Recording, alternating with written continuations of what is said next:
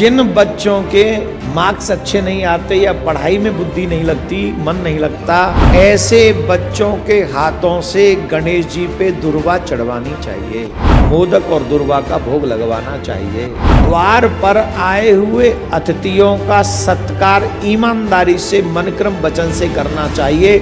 आपके घर में किसी भी चीज का अभाव नहीं रहेगा। स्वार्थी आदमी अपने स्वार्थ के हित के आगे किसी को नहीं देखता, किसी की सहायता नहीं करता। वो सिर्फ एक ही बात कहेगा, what is the my profit. Ganesh ji को हर सनातनी को पूजना चाहिए। और जिन बच्चों के मार्क्स अच्छे नहीं आते या पढ़ाई में बुद्धि नहीं लगती, मन नहीं लगता, ऐसे बच्चों के हाथों से गणेश जी पे दुर्वा चढ़वानी चाहिए, मोदक और दुर्वा का भोग लगवाना चाहिए। और सुन लीजिए, द्वार पर आए हुए अतिथियों का सत्कार ईमानदारी से मनक्रम वचन से करना चाहिए। आपके घर में किसी भी चीज का अभाव नहीं रहेगा। एक बार एक छोटा सा बालक गांव में गया। ये कथा गणेश चतुर्दशी के दिन ही सुन लेनी चाहिए, बहुत सुंदर कथा है। हम कहेंगे इसको बनाकर ये लोग जल्दी डाल देंगे हमारे सोशल मीडिया वाले, तो आप तक ये कथा जरूर पहुंच जाए।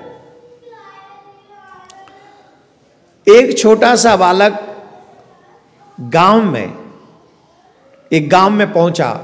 उसके हाथ में थोड़े से चावल थे और एक दूध की छोटी सी कोई कटोरी थी, उसमें थोड़ा सा दूध था। अब पूरे गांव में वो बालक घूम रहा था, भ्रमण कर रहा था, कह रहा था कि मेरे लिए कोई खीर बना दो, मेरे लिए कोई खीर बना दो, मेरे लिए कोई खीर बना दो। पर देखो, ये गांव के लोग इतने आलसी थे, उस बालक के लिए कोई खीर नहीं बना रहे थे। कई लोग तो कह देते हम पे समय नहीं, कई लोग कह देते थे तेरे पास में वो सामान ही नहीं, इतने से दूध में, इतने से चावल में क्या खीर बनेगी, जा जा, पता नहीं किसने पागल बना के भेज दिया, जा आगे जा, जा आगे जा। पूरे गांव में ढूंढा। देखो, इसी को कहते हैं हेल्प अदर्स। स्वार्थी आदमी अपने स्वार्थ के हित के आगे किसी को नहीं देखता, किसी की सहायता नहीं करता। वो सिर्फ एकदम एक ही बात कहेगा, what is the my profit, मेरा लाभ क्या है। हर दृष्टि में अपना लाभ मत देखा करो। जब आप दूसरे का लाभ करते हो तो उसमें भी आप ही का लाभ छिपा है।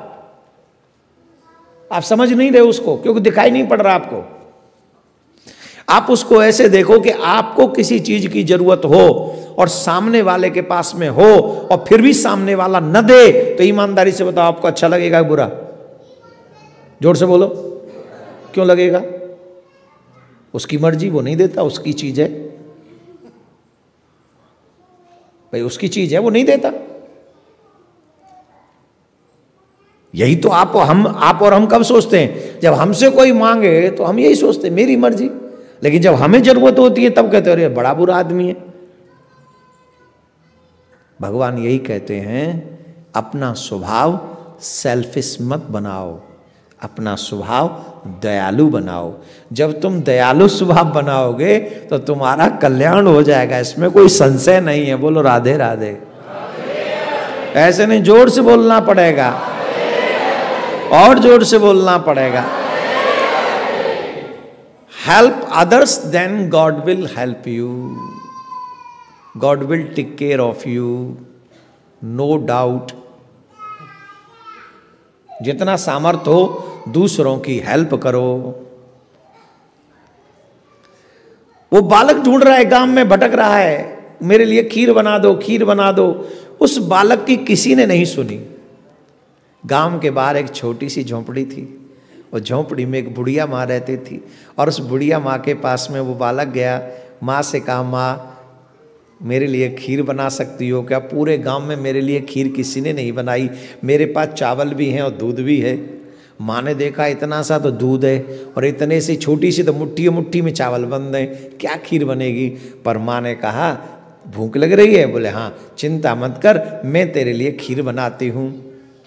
तो उस दूध को, उस चावल को यूज किया माँ ने, लेकिन घर में जितने दूध और चावल था वो सब उसमें मिला दिया, लेकिन उसको भी उसमें मिला दिया और चूल्हे पे खीर बनने लगी। शक्कर लाए नहीं थे, शक्कर अपनी तरफ से मिला दिया और शक्कर मिलाकर उस खीर को जब धीरे धीरे आंच पर पकाने रख दिया, इतना स्वादिष्ट खीर का स्वाद आने लगा, वो खुशबू आने लगी।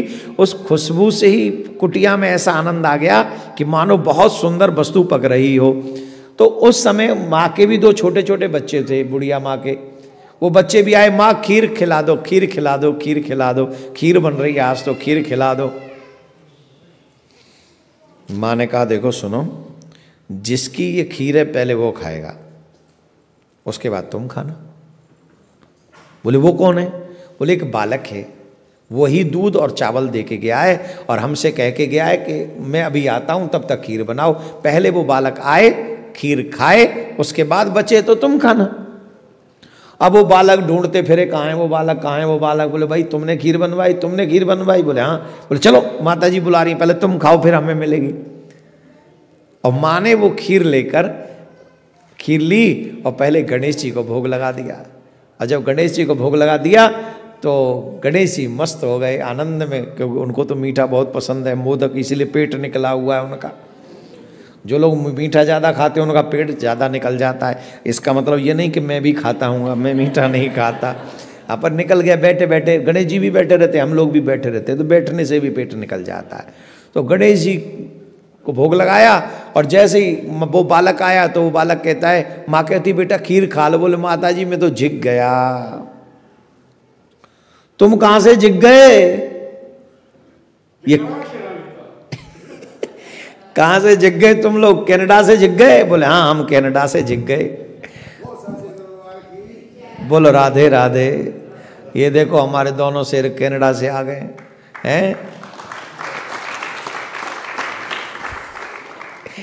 तुम लोगों पे यहां से नहीं आया जाता, ये कनाडा से आ गए, देखो कितनी बड़ी बात है। राधे राधे बोलना पड़ेगा। दिल में लगी लगन हो तो कुछ भी दूरियां नहीं है। अगर दिल में लगन हो ठाकुर जी से मिलने की, चलो ये कथा पूरी सुना देते, बाद में दिल की बात करें। तो माँ से कहा कि मैंने तो भोग लगा, मुझे तो मिल गया, मेरा पेट भर गया, अब माँ ये पूरे गांव वालों को खिला दो खीर। एक भगोना में खीर है, किस किस को खिलाऊंगी? बोले माता जी पूरा गांव जीम लेगा इस खीर में, पर ये खीर समाप्त नहीं होगी, ये साधारण खीर नहीं है। इतना कह के वो बालक अदृश्य हो गया। माँ को अब होश आया कि कोई और नहीं, साक्षात गणेश ही आए थे, क्योंकि गणेश को ही भोग लगाया था।